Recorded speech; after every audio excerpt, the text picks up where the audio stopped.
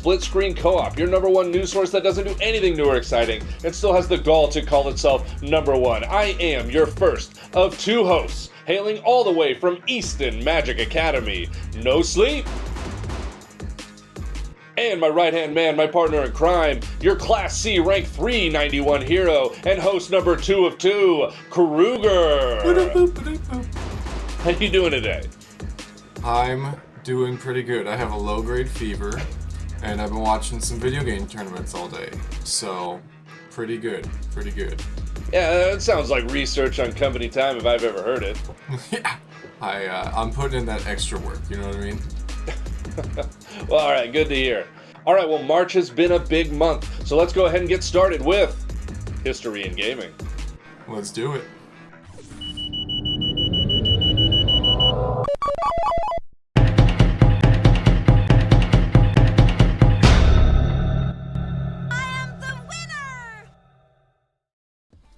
For This Day in Gaming for March, we have a groundbreaking, really a trend-setting game.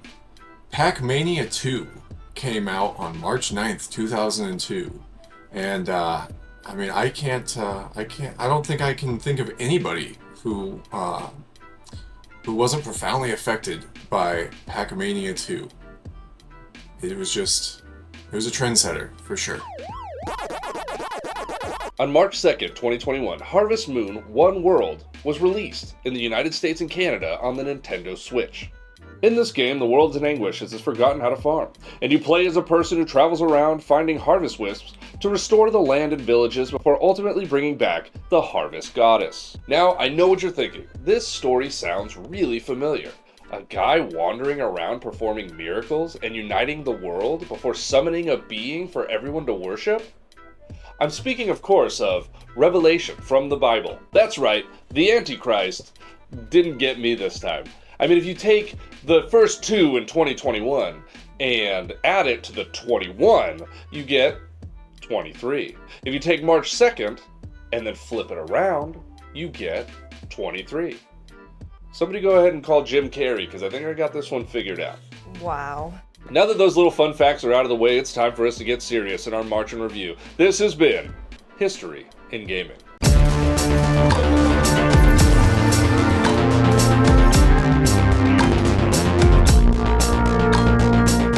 First up, I want to talk about the first Berserker, Kazan, and I'm happy to report I'm having a blast.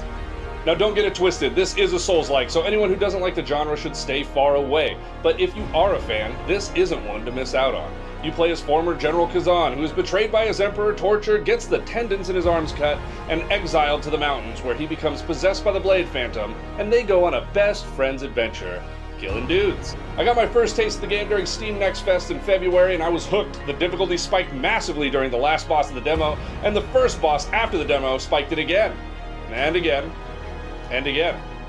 And finally, defeating the Viper, I felt like the Molza who'd just driven off its borders. The Molta's already driven off its borders. Because it turns out, there's a Phase 2.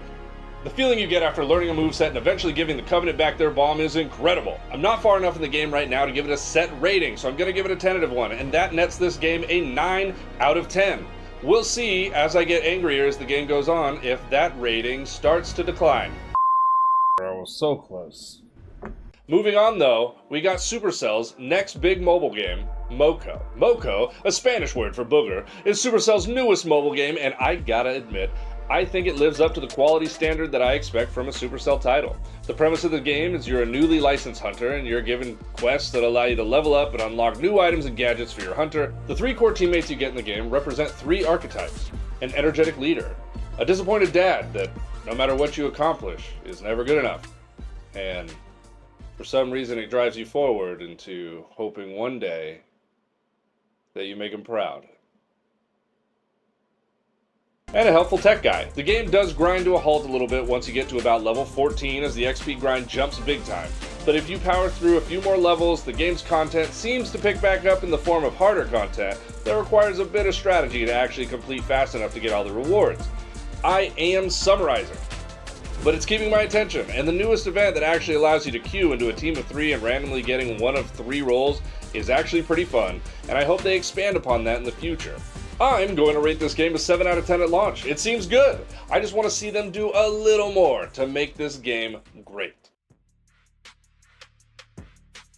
FragPunk is a 5v5 tactical shooter in a similar vein as Valorant, but it takes everything about that genre and amplifies it in a new and exciting way with a really original mechanic. The objective of the game is for the attacking team to plant a converter on one of the available sites while the defenders try and stop them. Pretty standard fare. A tweak they made that I know I really appreciate is they're going with a more standard style of gunplay that's not what you would normally get out of Counter-Strike or Valorant. You don't have to AD tap or halt your movement before you start shooting. It's a little closer to Call of Duty, and you can run and gun, and that's viable. But it doesn't have the spastic jumping and sliding of Call of Duty, so the movement is a little more controlled. And the most original mechanic is that you earn shards in the rounds for getting a kill or planting the converter or defusing the converter. And you can vote for cards, up to 3 per round, that either nerfs your enemies or buffs your team. And it can be all kinds of stuff, from giving you invulnerable headless horseman heads that are on fire so you can't get headshot, to making the enemy team's head comically big. Or your team gets katanas that reflect bullets, so you run in and try to stab everybody. And that's FragPunk. Alright, so we're in agreement that FragPunk is the breakout hit this month. And in the interest of keeping the game fresh, we decided to come up with a few ideas for the devs. Our very own shard cards! John Cena intro. So my first card is going to be You Don't Need Eyes to See.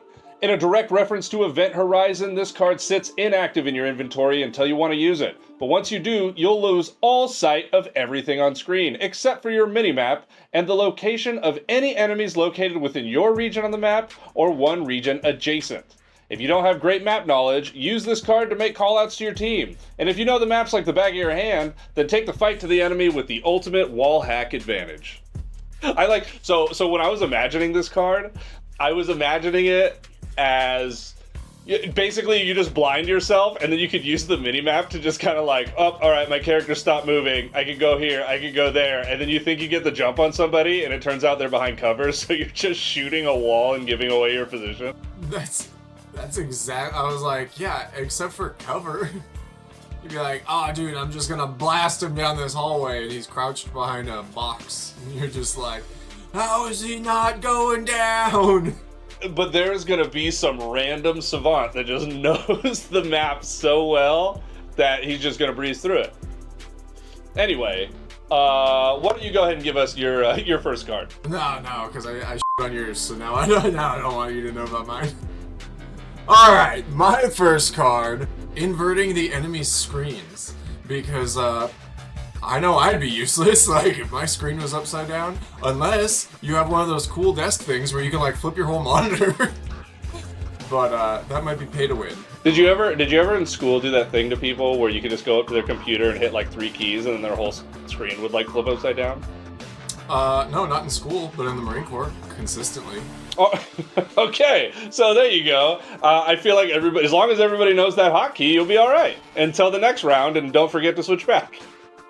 Just start every round, like maybe upside down. Here I go with number 2. This one's called Rip and Tear, Ass.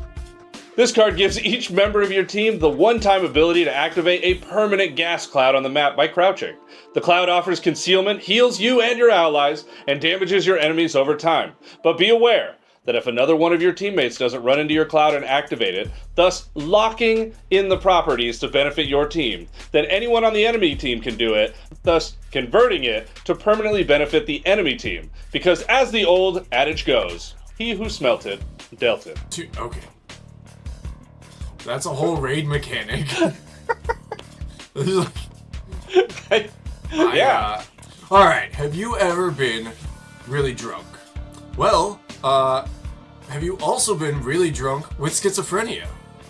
Because I think that hallucination goggles should be added to the game, where out of the corner of your screen, you sometimes see an enemy that maybe isn't really there. And it's kind of close to the itchy trigger fingers, which is already in, so people just be randomly desk popping. And that would be, until, you know, you ignore one and that one's real, which is exactly how I see it playing out for me. Now let me ask you this.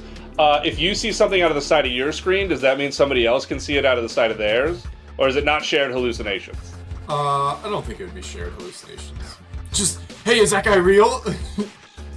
It really adds to the... Hey, we need to get both sets of eyes on this guy. Is he real? Yeah, stack up and stare at the same spot. Everyone ping what you see, and whatever has 2 pings, you shoot at. And for my last card, I'm going to call it Junk in the Trunk. Picture this. You're in a 1v5 scenario. You're on the last usage of your favorite weapon. Things are looking grim. And at this point, you're thinking about tossing the weapon off the map, so you aren't giving the enemy an opportunity to get a free one. Well, what if there was another option? Purchase Junk in the Trunk, and you have the ability to upload your primary weapon into your prison wallet for safekeeping. You won't lose the weapon charge between rounds, if you die, and the enemies won't get the opportunity to pick it up off the ground. Be careful though, because at any point after using the ability, if you crouch, your stored contents will spill out on the ground, becoming a free-for-all. Dude, you might have a problem. I feel concerned. Yeah, there's definitely... Okay. Can I offer you up another way in which this card might be helpful, just so you know the layer of depth that I went into when I was thinking about this card? Can you steal the converter? Okay. No, that's a really good idea. Can the defending team steal the converter and just waddle away? Okay. It's just... I should have added that it slows your movement speed. But anyway, so... Imagine, yeah, okay, you gotta clench the whole time. You can only walk. So anyway, so imagine this, okay. Remember there's other cards that you can buy in the game? So do you remember that that card that you can get where you could throw down your weapon and it'll become a turret? Yes. Okay, so imagine this. You're fighting alongside a teammate, and then all of a sudden, boom, he gets headshot, he's out of the game. Well, you activate the ability, store your weapon in a secret location, you pick up their weapon off the ground, and if you manage to get on site, you could squat down, which counts as throwing down your weapon and creating a turret. Then you could switch to your secondary, throw down another turret, and now you have like a whole fortification ready to go if you need it. Yeah, so... yeah, well just give me a minute to digest. And if you can come up with any more shard card ideas, please let us know in the comments below. Also, if you're enjoying the show so far, please give us a like, share, comment, subscribe, follow, hit the notification bell, all the things that people ask you to do in these videos, because without you guys, this project is never going to get off the ground, so we appreciate the support. And before we move on, I'm going to remind you that this is a brand new show. So what does that mean? We want to collaborate with you. That's right, so if you have any ideas, please reach out to us on any of our social media, and we can grow a community together. So I know a guy who is, moderately well endowed in musical prowess, and he's going to be our musical guest, the infamous and eternal NoSleep. Boo-doo-boo-ba-doo-boo.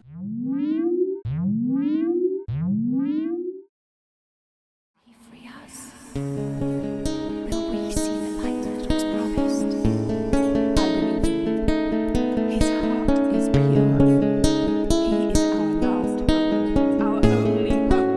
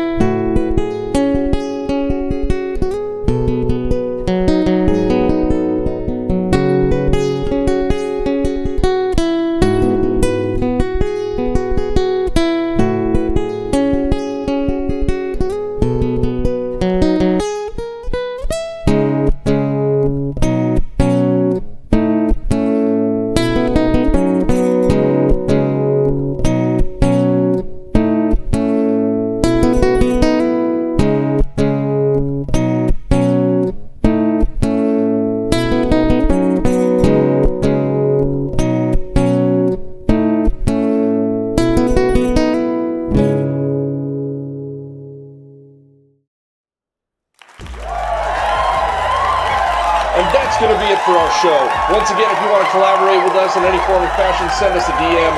One more time for my best friend, Kruger. I am and will continue to be NoSleep. We are Split Screen Co-op, and allow me to leave you with these words of wisdom. If you can find the joy in other people's misery, then you've unlocked the key to endless happiness. Good night.